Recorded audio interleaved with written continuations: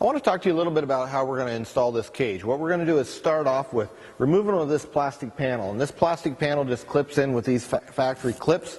Go ahead and pop it out of place. And just go ahead and remove the visor. This is going to be held on by 2 Torx, and they're a T20. Go ahead and remove both sides.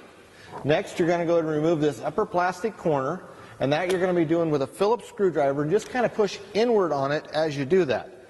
The other thing you'll want to do is if you have the wireless mic in there for your phone and your radio, go ahead and disconnect that now. This part, we will be trimming it here in a few minutes once we get the cage installed. You can leave this on. Now we're going to go ahead and remove the 2 bolts on each side. These take a 13mm socket. There's 2 here and 2 on the other side. Go ahead and remove those now.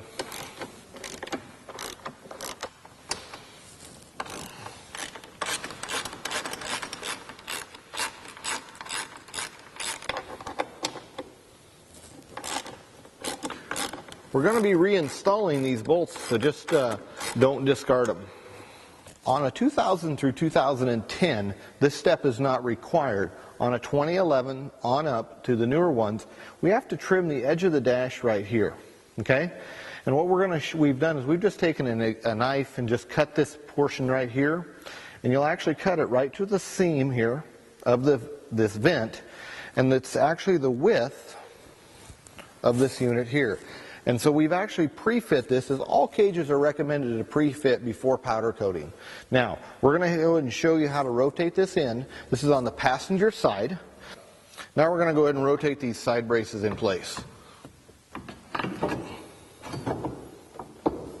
Now, when it's in place, you'll notice how we've trimmed the plastic just right up to the edge of the side plate. Now, once we've put it in place, we're going to go ahead and reinstall the 2 bolts that hang it from the windshield. We have noticed once in a while why rotating the side plate in that we've ran into some differences in the variant of this casting on the Jeeps. This particular one, we went ahead and remove this little corner of that aluminum right here. Go ahead and reinstall these 2 bolts at the top of the windshield brace using your 13mm socket. Now, you've noticed that I have a little bit of a gap here. The reason that is I need to trim a little bit out more of my corner, which will allow this to come out.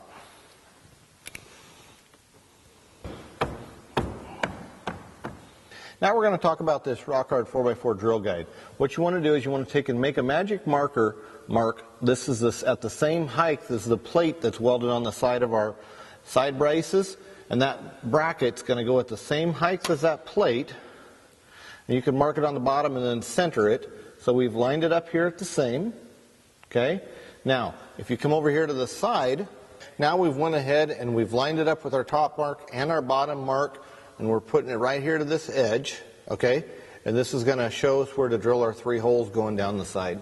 Now that we've marked the jamb where we're going to be drilling the holes, now we're going to go ahead and remove this side plate by using a 13mm socket, and we're going to go ahead and do any final trimming that's needed on the plastic. Now we're going to go ahead and center punch our holes so that we don't move off of them when we drill. Something I want to cover here. Something I see people do sometimes is before they drill these 3 holes here, they put the side plate in, but they didn't tighten it up above. When you set the side plate in and you tighten it up above, that sets your height, and that's very important before you drill these holes.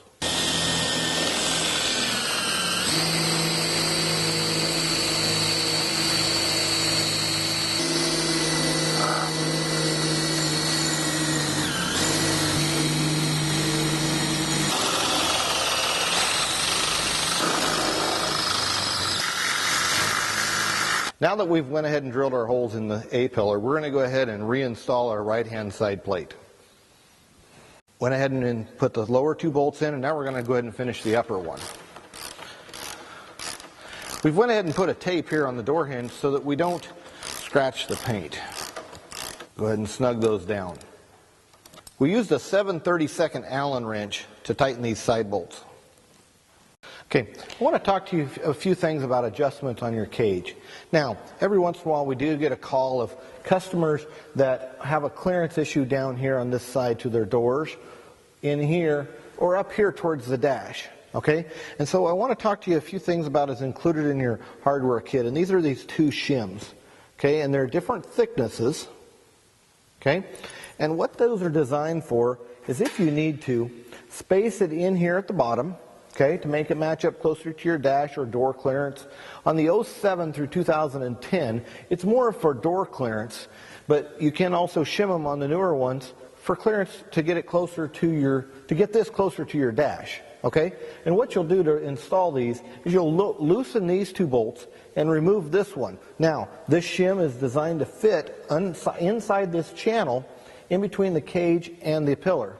So what you'll do is you'll remove this door, push in on the cage, push this up from the bottom and put that bolt back in. That'll space this in for clearance on your door. Now, if for some reason you're a little close to your door here, what you're going to do is you're going to go ahead and loosen the clamp here, and you're going to loosen it up by the upper windshield. What I would recommend doing is putting something here to put a little bit of prying pressure, and you're just going to somewhat turn this a little bit, and then go ahead and retighten the clamp here and up above, and that'll go ahead and hold it inward so that it's closer to your dash. Okay? And we kind of talked about this a little bit earlier. The height of the dash bar really determines how close the side pillars are to each other or far apart. Because these are on a tapered angle, if you need to bring these a little closer to your dash or closer in to clear your door, you'll lower your windshield bar just a little bit. If for some reason it's too close, you don't want to push your dash in together, then you would actually need to change your bar also. Okay, we've went ahead and moved over to the driver's side, but I want to stop and talk to you a little bit of how to identify the dash bar versus the overhead bar. The overhead bar has this chamfer on it, okay, and it's an angle that we've put in here, and we'll get to why we've done it here in a little bit, but this here is the bar that goes above your head, and this here is the dash bar in your kit. Okay, once you've installed one side, we went ahead and set the dash bar in place here just to get it in close, because once the other driver's side upright is in place, there's no way to get this dash bar back in. Now that we've installed the right-hand side, we've moved over to the driver's side. We went ahead and marked the hole placement using our drill guide one more time. We're going to use a center punch to go ahead and mark these holes and drill them.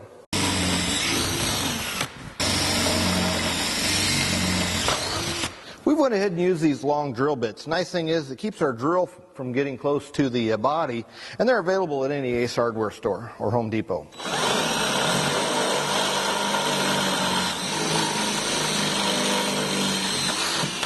Now that we've went ahead and drilled the driver's side, we're going to go ahead and install the left side upright. We'll go ahead and put it in at the bottom and then rotate it upwards. And rotate it inwards as we're doing this. This wire may need to be pulled down when rotating the left-hand side upright in place. This is only on Jeeps that are equipped with a Bluetooth radio. Now that we've went ahead and secured the side bars, we want to go ahead and put the windshield bar in place. Now, one thing that we want to do is we want to leave this loose until we get both sides ready. What I want to do is I want to put the cap on here, just like this. I normally start off with the center bolts. We're going to use a 1/4-inch Allen screw and a 1/4-inch ball-headed Allen wrench to put these in. You want to start each side, and you want to keep the cap. You don't want to just cock it all the way one side. You want to bring it up evenly, okay? Now we're under the passenger side. We're going to go ahead and start the bolts also using our 1/4-inch Allen wrench. One thing to keep in mind, included with every hardware kit for the cage is a tap. You want to tap the threads on all these connection points and the sidebars to make sure that there's no powder coat, paint, and or burrs in the threads. And that's something we recommend doing all the time, every time that you do a cage install, and we want to do it on every collar. Don't use a drill to do it. Do it by hand. Take a little time. It'll take you about 30 minutes to do the whole cage. It makes your fitment a lot easier when you're doing it. Now that we've go ahead and started the bolts, what we're going to do is I want to explain a couple things here.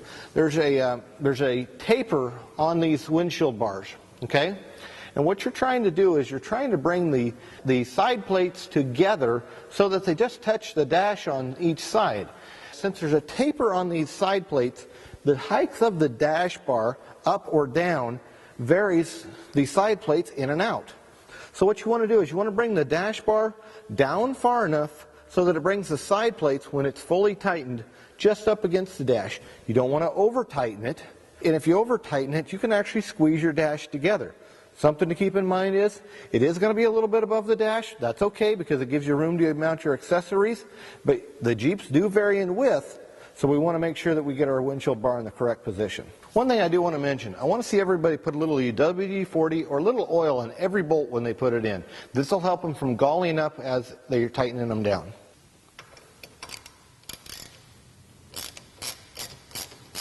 Once your bar is level going from side to side, go ahead and install the rest of your hardware. Talk to you a little bit about the trimming of the plastic up at the upper corner here. Now, I have two of the same sides here just to show you what it takes to trim it. Go ahead and trim here and down and this corner off of over here. Okay? Now we'll rotate the plastic around to the other side. This is the opening of where the unit comes through. And if you can see here where your original Bluetooth was, we cut right into that area. We cut right into that area right there. So you're going to go directly over to the edge from here. And you're going to come up the 1 3/4, the width of the tube, and come back over and down. So you're going to be cutting it right here, over and down. Okay? And that's what is required to trim on the plastic for your upper corners. Now, understand that trimming of this corner piece is optional, as a lot of people will leave it off. But if you want to trim it and try making it look the best you can, what I would always recommend doing is kind of go from the Bluetooth area directly over, okay, in a smaller gap.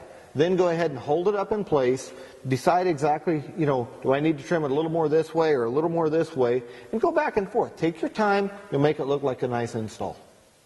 Okay. Now we're going to go ahead and unzip the covering over the front bars.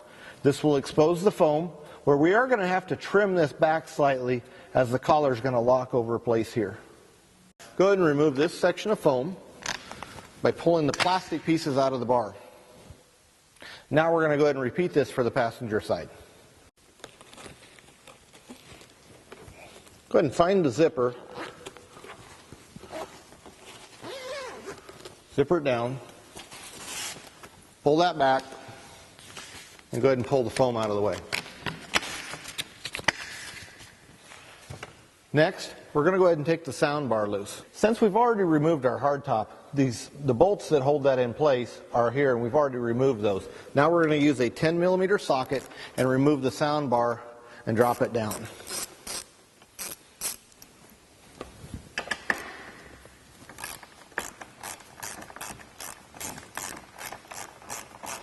Go ahead and repeat removing these 3 bolts on the other side.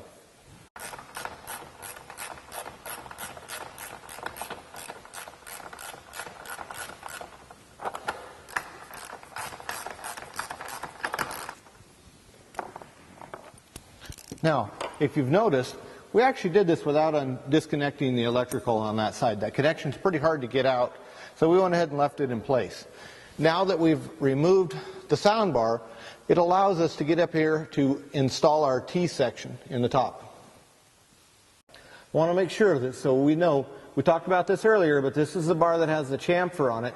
And that chamfer is actually going to go forward like this. You're going to go ahead and set this in place just like this. Okay? The reason that chamfer is on there is, if you'll notice right here, there's a weld right here, and so we've put a chamfer on that bar so it goes right up against there. This also gives you enough clearance for your openings right here for your top to go into. I want to talk a little bit about the installation of this front bar. Now, this bar is designed so that when it's clamped in place, it will be going upwards a little bit as it goes back. This will orient the collar so that the flat is in this position. Okay?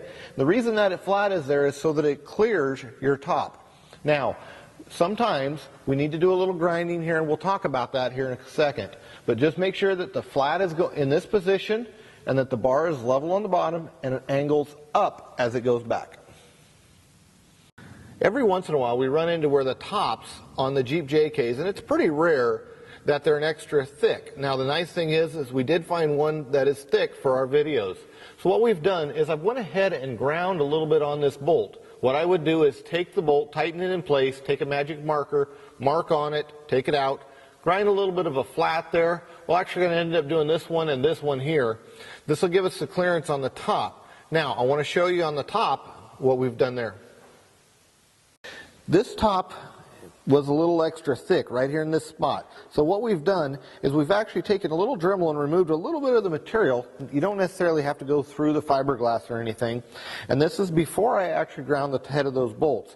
What we've done is if we went ahead and drove it, we made sure that the fabric for the cover is not in between the top and the bolt heads, and we went ahead and drove the Jeep around for a little bit, and we noticed that we have a little bit of a rub mark right here. So that tells us we need to take a little bit more off the head of the bolts, and we'll have a great clearance.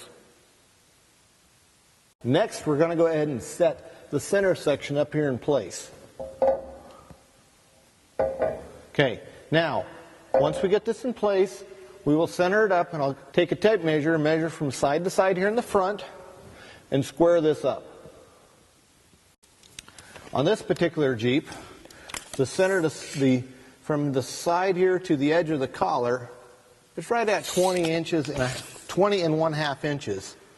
Okay, so what we're going to do is we're going to go ahead and, now that I got that exactly where I want, I'm going to go ahead and make a mark here with a black Sharpie so that in case I move it I can tell. Now we're going to go ahead and put the caps on the front of these.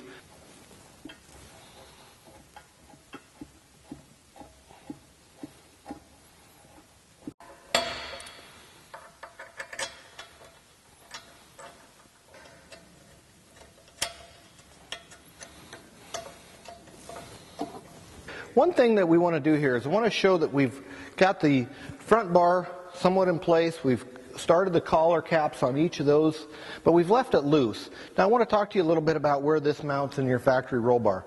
You'll notice here that there is one hole this side, and sometimes it's on this side. Sometimes both of them are there. The Jeeps do vary, but you'll always have at least one of those holes in place. Now, once you have one of those holes in place, line it up, as we're going to do here with a punch.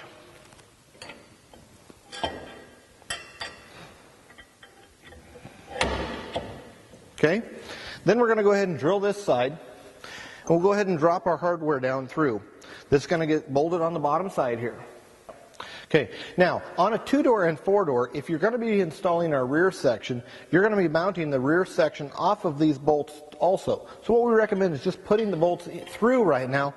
Don't go ahead and install the nuts until you've installed the second section.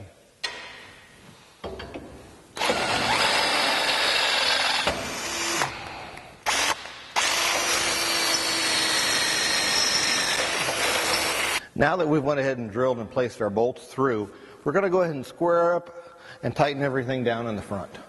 Make sure that you square your center section back up to the marks that we measured out earlier. Go ahead and tighten those down. That will bring this bar back into these collars, and then you can tighten down the outer ones also.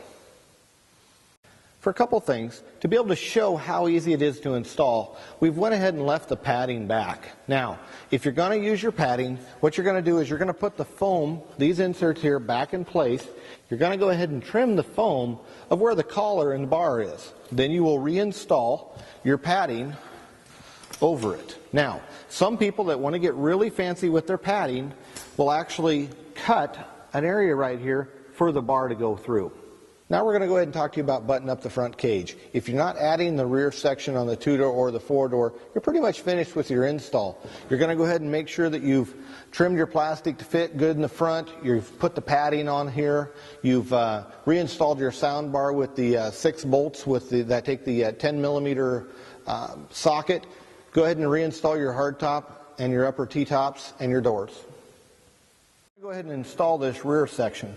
What I need to do is figure out where we're going to cut the foam padding in the back and this cloth. So I'm going to set the rear section onto the front. Go ahead and put the bolts back in place. That will align me to the back. Now, I will take a tape measure and check this side to side to make sure it's square, but this will tell me where I need to cut the padding. So we're actually going to cut the foam padding here. Okay? And I'm going to cut from here to here. This will allow me to slip this center section into the back. Now, once I cut this, I'll go ahead and remove this by undoing the zipper, pull the dome light center foam down, which is just held in by the plastic plugs. This will also allow me to get down to the metal of the roll bar so I can bolt this in. Now that we went ahead and trimmed the opening for our rear section to slide through, what we're going to do is we're going to go ahead and put the bolts back in the front.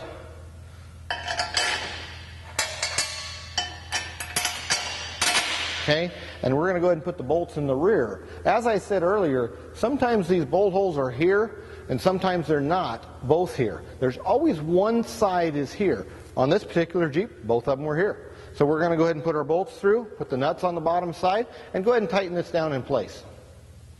Now, one thing that we do offer is, we're doing the install today on a 4-door, but on a rear 2-door, the center section is kind of similar, except for it has 2 collars here, just like the front, and there'll be a bar that comes over, back, and around. And this will clamp in with 2 collars on the outer edge and 2 collars here. Now, something to keep in mind is square it all up with a tape measure before you tighten it all down. And another thing is on the 2-door with that rear center section and rear bar, is the rear bar does come out a little past the factory roll bar. Now, if you are running a soft top that follows the contour of the bar when you're folding it downward, you may need to release it where it pivots, lift it above that bar, and go ahead and fold it on down. Now we're using a 9/16 and a 7/32 Allen wrench to go ahead and tighten these down in place. After that, we'll go ahead and re-zip our foam covering up and go ahead and tighten the center ones on the front of this bar also.